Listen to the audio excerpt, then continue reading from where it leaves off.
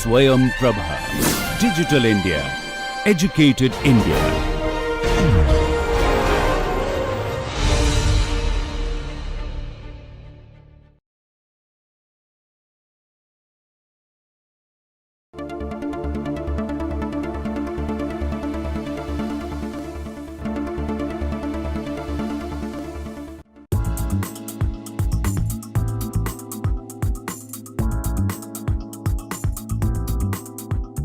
Welcome to this 27th session of Ergonomics for Beginners Industrial Design Perspective. Within this module number 5, that is Behavior and Perception, today's the last session of this module, that is class number 27th, Human Error and Risk Perception. So, whatever we have discussed in last class on cognitive aspects and mental workload, there we have discussed the design features must conform the positiveness to motivate to use and appreciate the design. Then the consciousness, attention and alertness, their relationships and special attention to that. The detection easiness of encoded information in design that facilitates decision making, issues relevant to trust building,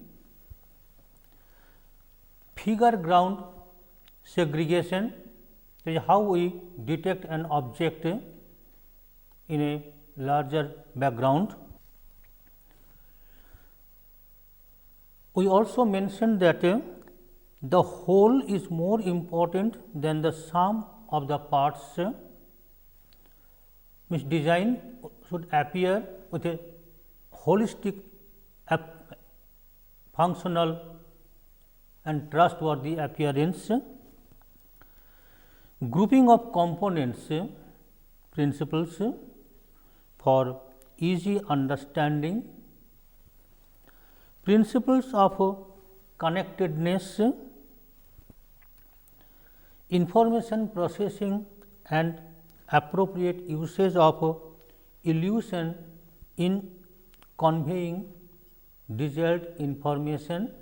We have discussed this, and finally, we mentioned that our role to use the above human information, how best to use in design activity.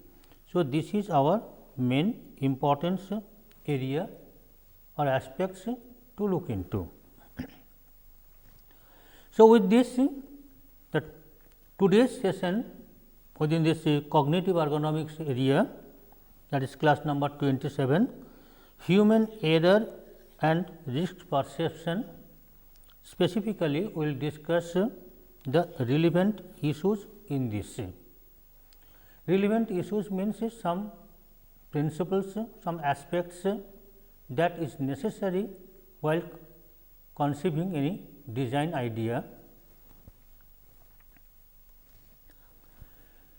The optimization of safety features and psychophysical space requirement and feeling, and thereby adding efficiency and reliability, this is the most important. Now, in this session we will discuss some of the issues that is very relevant to design practice. Now, the core idea of problem solving is to reduce complexity by a hierarchical top down decomposition of design problem from the abstract or general to the concrete or specific. The strategy is from the most important to the less important, or from the main problems to the sub problems that we need to follow. Such strategies and procedures should not necessarily be pursued in a strict linear fashion. That also we must remember when we decide on some design elements and their linkages. So, it is therefore important for a plan of approach to include iteration, that is doing or saying again reiteration, the repetition of phrases or steps with those of little importance being passed over rapidly or even skipped. Now, if we consider all these aspects, then how the information design encompasses. The information design encompasses the design of both, that is, the physical and cognitive components of the interface, and it includes the design and layout of controls and displays, information content and information representation. Now, the cognitive components refer to the information processing aspects of the interface. As for example, it can be said that the information content and information layout, as machines have become more intelligent, much of the focus of interface design has been on the cognitive aspects of the interface. Means the operator or the user, whatever input they are giving to that equipment or the machine, how machine acts on that intelligently and gives the feedback to the person, and that cycle, if it continues in a harmonious way, then the task will be performed nicely and the interface between the human capabilities and the machine, it will have good match. Issues of concern. In this aspect, there are some issues that concerns this. It include that determination of the optimal level of machine support. How much in a task machine should give its support. Identification of the type of information users need to operate upon that. How much information users need. Determination of how this information should be presented so that it is easier to understand. Identification of methodologies to analyze work domains and the cognitive activities. So, these are the issues that really concerns in a design decision. Now, it is said that in today's design practice, beyond usability, product design demands pleasurability, and also to achieve this goal, fundamentals of ergonomics are to be employed. Now, what are the fundamentals, and what are the links with the usability aspects? Let us see this. The usability issues have played an increasingly significant role in product design over recent years. Indeed, many manufacturers now see product usability as central to commercial successes,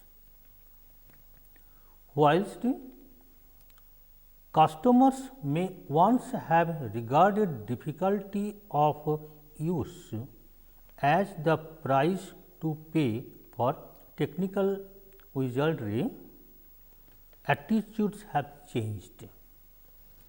Usability is now a major competitive issue and is viewed as a key indicator of product quality. Again, it can be said that usability in interaction design, experience design is a hot issue at this moment. All the technology proves difficult for us to control. The consequence may range from mild annoyance to serious injury or even death. Usability aspect is about giving control back to the user, producing useful, pleasurable, safe and helpful products that will enhance the quality of our lives. So, these are the basic assumptions of usability. Now, what are the components of usability? When we talk about usability, the components are that experienced user and inexperienced user. So, when a product is encountered by a experienced user and an inexperienced user, the interaction is not the same. So, there are some specific terms are used while discussing these aspects. These are like gaussability. Gaussability is that the effectiveness, efficiency and satisfaction with which specified users can complete specified tasks with a particular product for the first time. This is the guessability. Now, what is the learnability? The learnability issues are that learnability concern with the cost of the user in reaching some competent level of performance with a task, where the user is supposed to self-taught with the product. Less training time. The task method is easily memorable. After first completion, the product is highly learnable. It is considered. So, guessability and learnability are some issues that we need to keep in our mind. The effectiveness, efficiency and satisfaction with which specified users can achieve a competent level of performance on specified tasks with a product, having already completed those tasks once previously. Now, the third point is that the experienced user performance, that is EUP, experienced users performance. The effectiveness, efficiency and satisfaction with which specified experienced users can achieve specified task with a particular product. It is more important where comparatively little pressure to learn quickly, but where it is important that once product operation has been learned, users then perform at a higher level.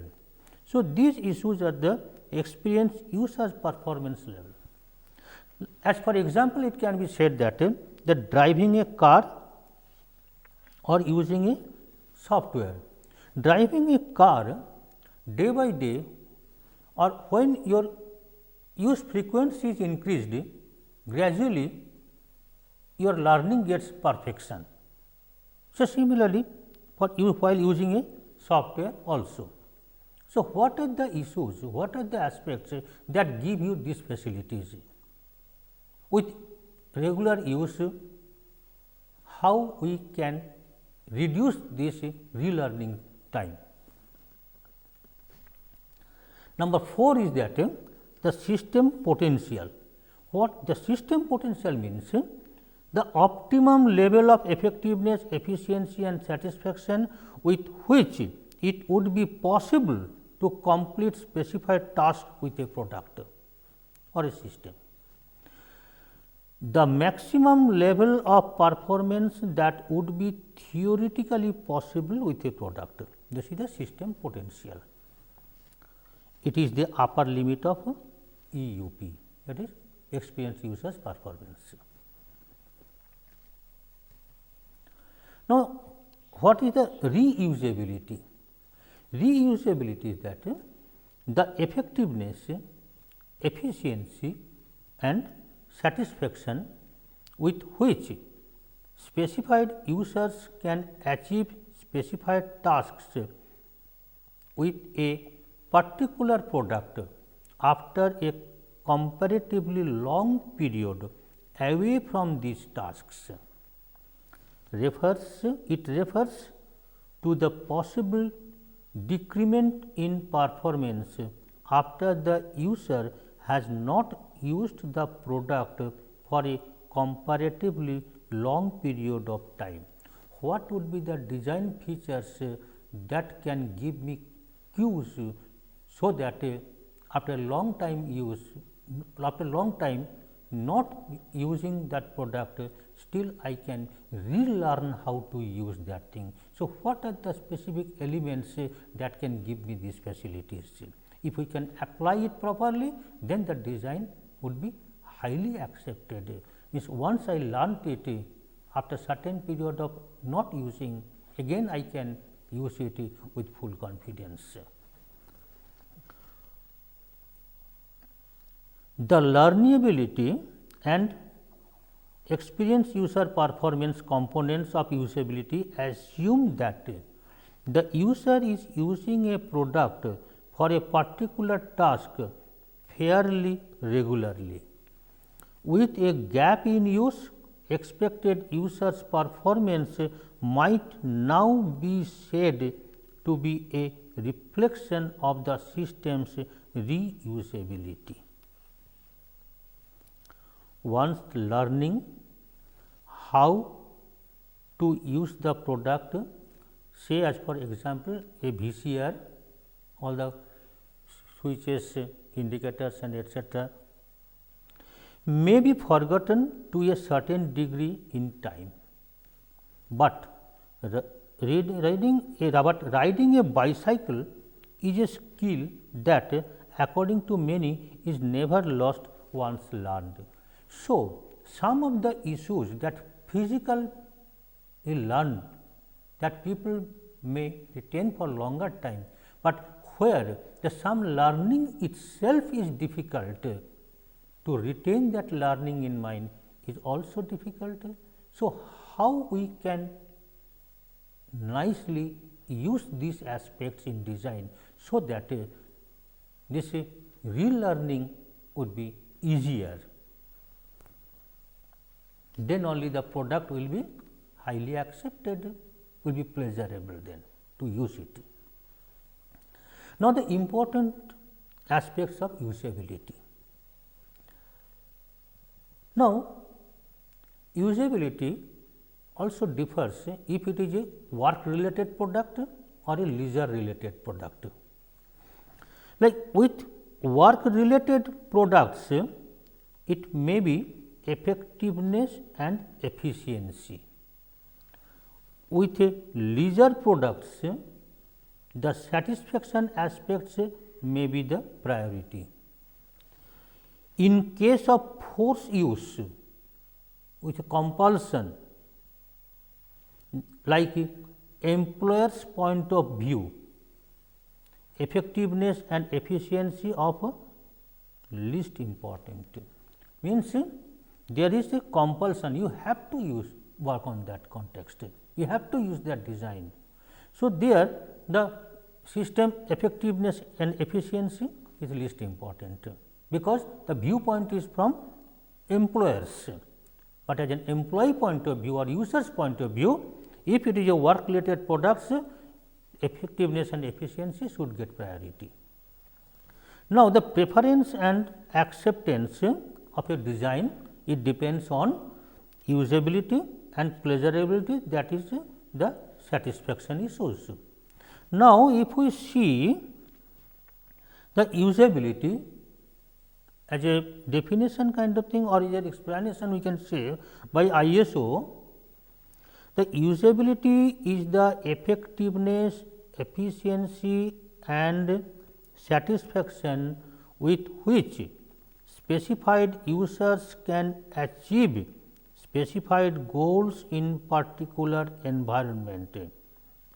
The document is ISO DIS 9241 to 11. It is not a simple property of a product in isolation. It is a property of interaction between the product, a user and the task or set of tasks that he or she is trying to complete. The main objective of this usability can be measured as a effectiveness and efficiency, that we will discuss next slides. Now, while doing these things, that SWOT analysis is also necessary. That is, if there is a product, while taking any concept of that, the strength, weakness, opportunity and threat, these issues are to be analyzed on that theme and then make a design decision. Now, when we are talking the measure of usability, that is effectiveness and efficiency, now let us see what is the effectiveness. The effectiveness, the extent to which a goal or task is achieved, this is the effectiveness. Now, if we see the task completion point of view, the single task, as for example, a vacuum cleaner is expected to clean a carpet. It can, then the product is effective. It is a black and white issue. More than one function or task, as for example, electric kettle to boil water and to pour it in other container and cup. So, this is a task completion type of effectiveness, single task and more than one task or function. Now, B, the quality of output.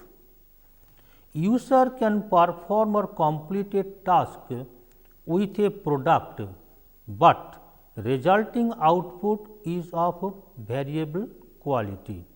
How good is the performance? How good is the performance? It is expectancy from a product. A, the success or failure type. In a computer, while opening a Word file, either you can open it or it can fail it. Either yes or no, that type of effectiveness. B, that is partial. A machine operator's goal is to produce 100 components. He is able to produce only 80 pieces. The effectiveness of that task may be measured as 80%. Effectiveness of a work condition may be higher if to produce the same amount of component, that is 80% of the productions in a given time span. One operator gets free time in between to drink coffee or short breaks than the other operator, the machine or the task mode is more effectiveness. Means effectiveness of a machine, it depends on the skill of its operator also. Now, the efficiency. Efficiency refers to the amount of effort required to accomplish a goal. The less effort required, the higher the efficiency. To complete a task, how many errors are made? For case A, how many minutes or attempts are made to open a file in a computer, or time spent to think to select a right way to do the task.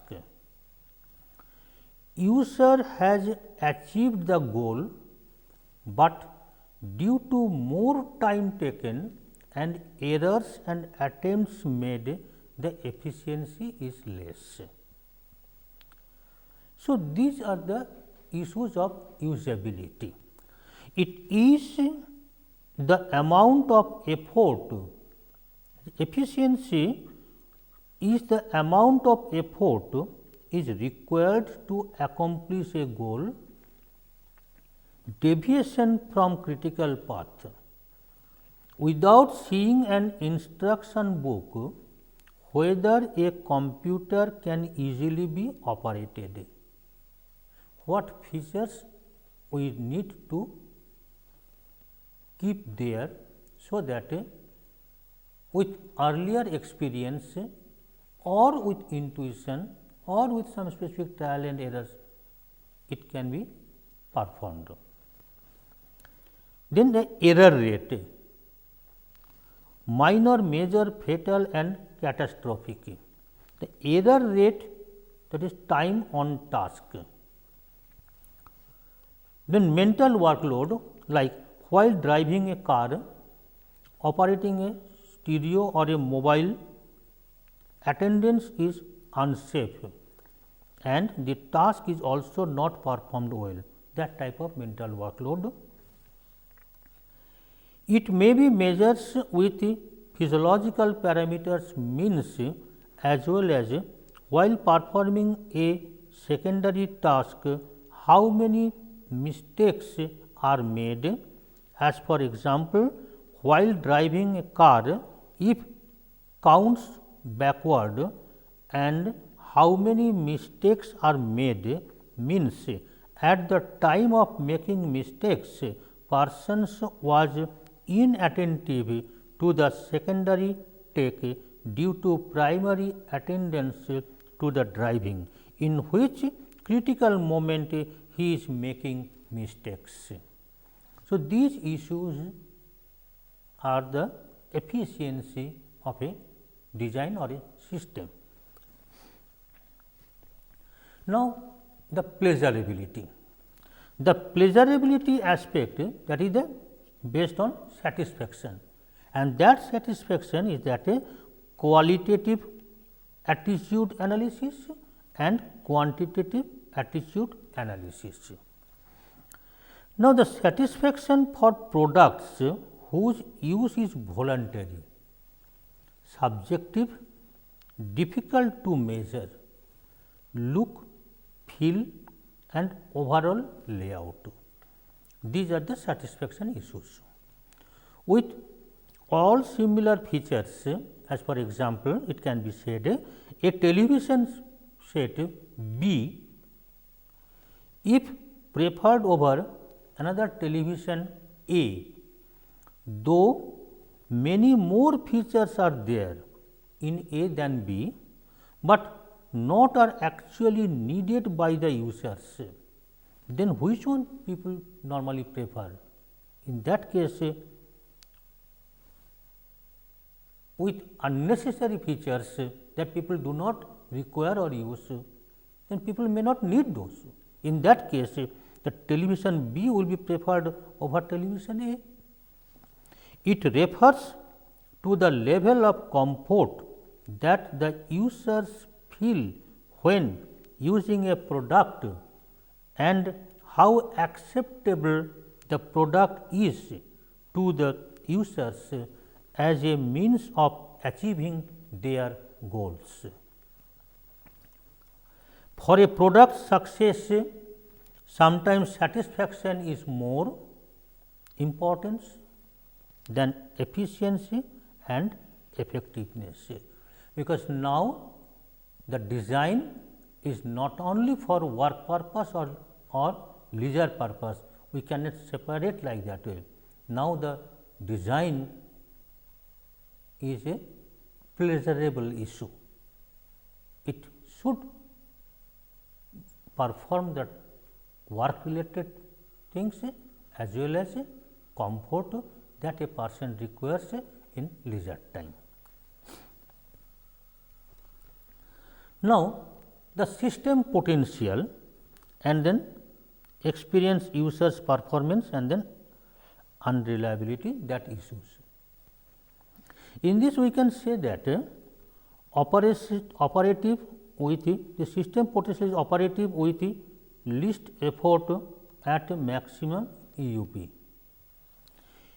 Experience users performance EUP will fall short as people the user never learn the optimal method of use.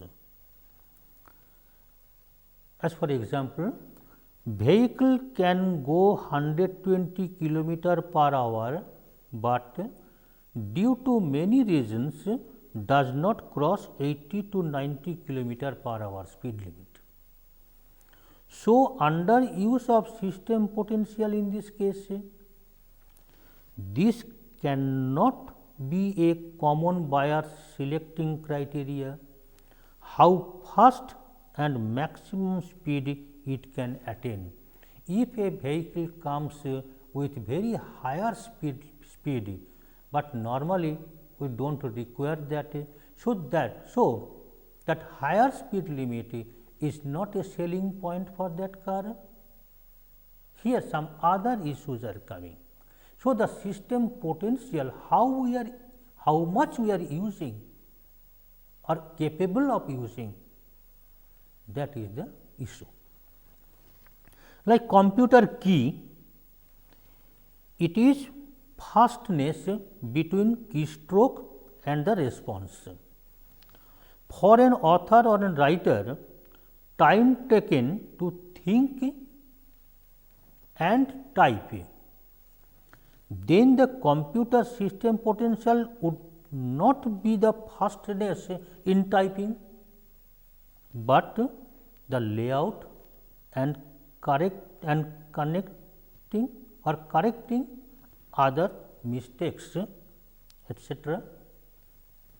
That is the system potential to be used more.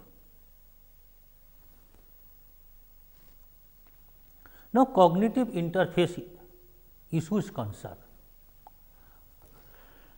The determination of the optimal level of machine support, identification of the type of information users need, determination of how this information should be presented, and identification of methodologies to analyze work domains and cognitive activities. Another issue is that human performance approached from an information processing, an ecological or a cognitive engineering point of view. All tasks concerning a certain number of mental processes involved in selecting, interpreting, retaining or responding to information may be implemented, and it is understanding the vulnerabilities of these processes and capitalizing where possible on their strength that can provide an important key to effective human factors of system design. In the ecological approach, actions generally produce feedback, which is then sensed to complete the closed loop cycle.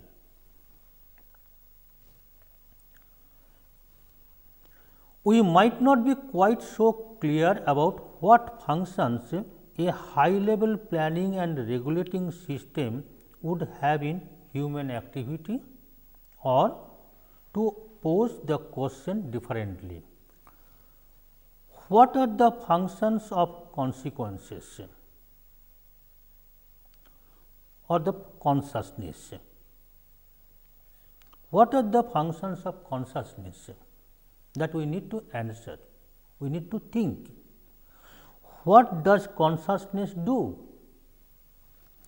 It is easy to become metaphysical in asking questions about the role of conscious process in human activity, but provided we restrict our considerations to the functions which consciousness might subserve in cognition, we might avoid the worst excesses of sheer speculation. Types of conscious planning and decision making process of mind helps us to put flesh on the notion of the high level process. When faces with a task or a combination of tasks, the decisions people must make and the plans they must employ include the following 7 steps. That is the 7 steps of high level processes. Now, the 7 level processes here things that number 1, understanding exactly what the task or problem is that needs to be carried out or solved. Number 2, selection of lower order specific skills or processes which are relevant to the execution or solution to the task.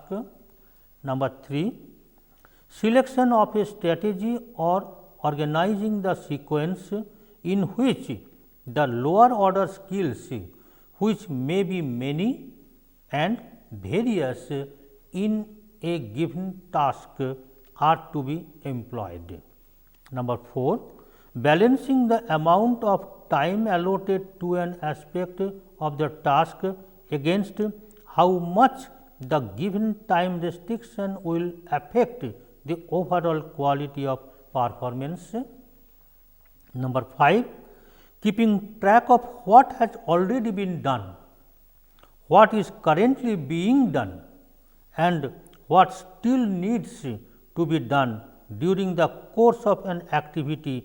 And then finally, number 6, when the results from lower order specific processes are available, evaluating them and ultimately combining them into a solution or response.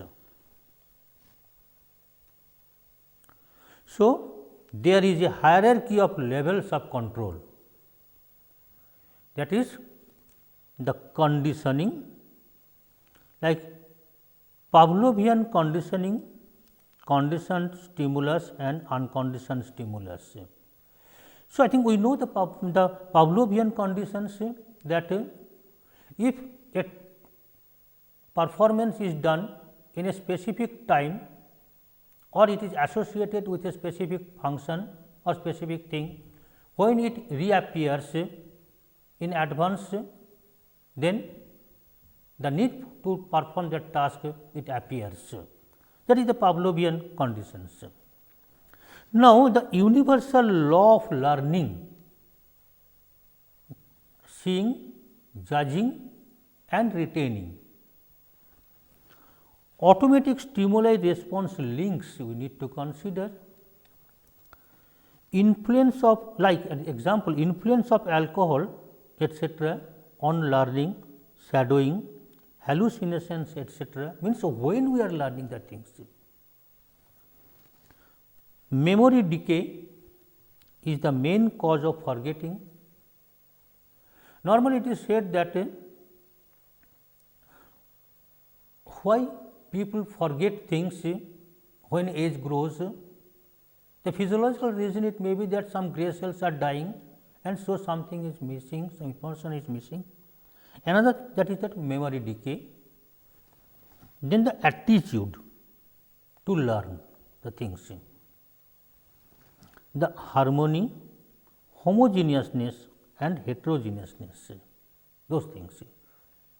So, something is presented homogeneously, we may feel it in one way. If there is any problem or deflection, then it draws our attention. If it is heterogeneous, all are different, then how to make equality with them? And finally, the family resemblance. This family resemblance, it gives a specific input. So, these are the hierarchy of levels of controls.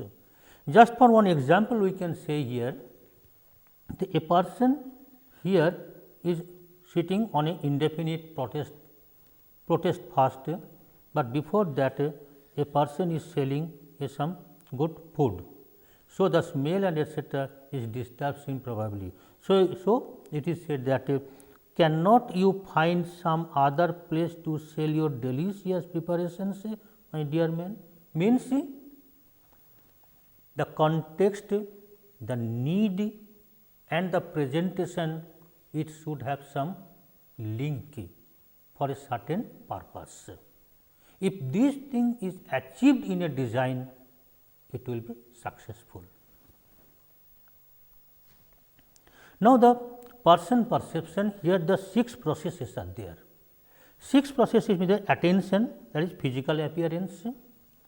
Second is a snap judgment, is a direct inference from an individual's appearance and or behavior which involves little or no cognitive efforts. Number 3, the attribution, like assigning some qualities or character to a person or thing. In contrast to snap judgments, it is more reflective inferences which involve a greater investment of cognitive effort. What are the external factors? As for example, another's provocation or internal factors relevant with this. It appears with the question why it is different. The trait implication, that is the specific features, impression formation and prediction of future behavior or to attain next level. So, with this, whatever we discussed till now, these are the some issues and concerns of cognitive issues aspects that if we apply in a design, it will be successful. So, we have to understand these things. So, that when we are making a design for a certain group, what are their cognitive level, whether my design will succeed there or the need and my design, whatever I am trying to put as messages in that design features, whether those people can recognize and can act upon that, all these things are necessary to understand and practice. So, these things, now with this, our role is to use the above human information, how best to use in design activity. So, with this we are concluding today's session.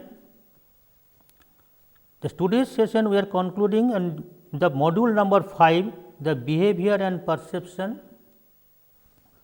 Now some direct design application issues we will discuss in next sessions. So, in the next day, coming day, the next module is module number 6, that is visual issues in ergonomic design practice. Within the 2 classes, we will cover these aspects. So, till then, thank you very much. So, we will meet next time. Thank you.